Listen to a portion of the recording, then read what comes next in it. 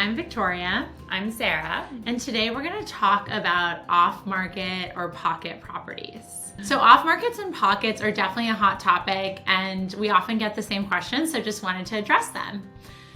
First, we feel really strongly that irrespective of economic conditions, we're going to be in an inventory shortage for the next foreseeable future, right? Supply is just not keeping up with demand, and with the challenges brought on with building new construction homes, we just feel like we're going to continue to have a supply problem. So off markets and pocket listings are one of the biggest ways that we try to address that for our clients.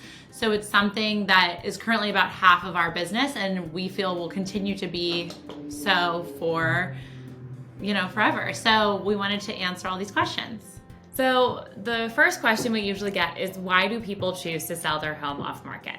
There's a few different reasons. One may be for privacy, and that they do not want photos of their home online for the entire world to see. They don't want open houses. They don't want too many people coming into their home.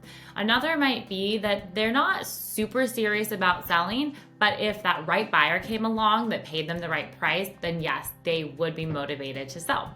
So we're seeing a lot of those right now, actually, where we're helping to pair buyers that are really specific about a certain type of home or a certain neighborhood or a certain look and feel that they have, that they really want to find, and matching them to homeowners that already have those properties and that will say, sure, I'm open to selling if you have a really serious buyer that's interested at this price point. So why as a buyer would you want to buy a house off market? The obvious answer is because what you want isn't available on the regular market, but it just is a way to create more inventory and options for you. But the key to being a successful off-market buyer is being really open to being creative and to being very flexible in terms of the fact that nothing about it is going to operate like a normal transaction.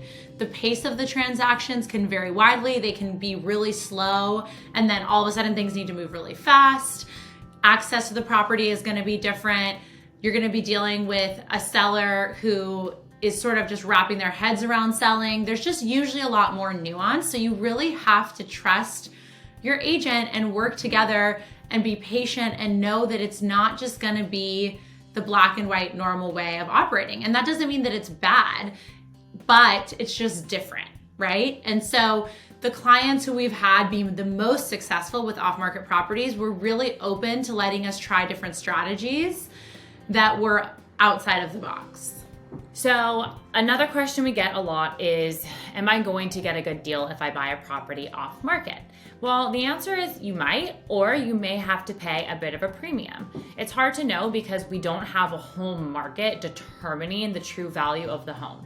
So if a seller says, I really need a certain number that's a little bit above the comps in the neighborhood to motivate me to move, then you may feel like you're paying a bit of a premium. However, on the flip side, you may not experience a multiple offer situation, which we still are seeing quite regularly, that would possibly inflate the price to that higher value anyway, and it's stressful. You may, if you're not all cash, you may lose out to an all cash offer, even if you're at a higher price point.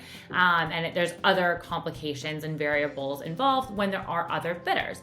On the other side, you may find, hey, actually, I'm able to negotiate here with just one person and maybe strike a better deal instead of, again, having other buyers in the market push up our price point.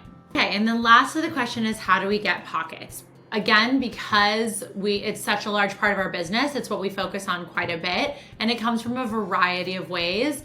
One is from our other relationships with agents in the business. One is from our own past clients, always staying in touch with them and seeing if they want to sell.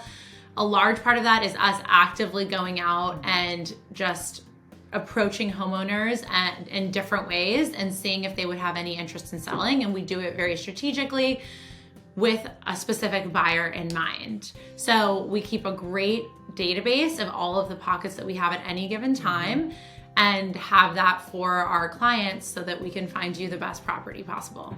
So again, pockets aren't necessarily for everyone. They're more prevalent in certain markets over others. And again, if you're having trouble finding the right home for you, you don't see it coming up on the MLS, or you're finding that you're just constantly getting overbid or lose out in multiple offer situations, you can feel free to reach out and we'll share what we have with you.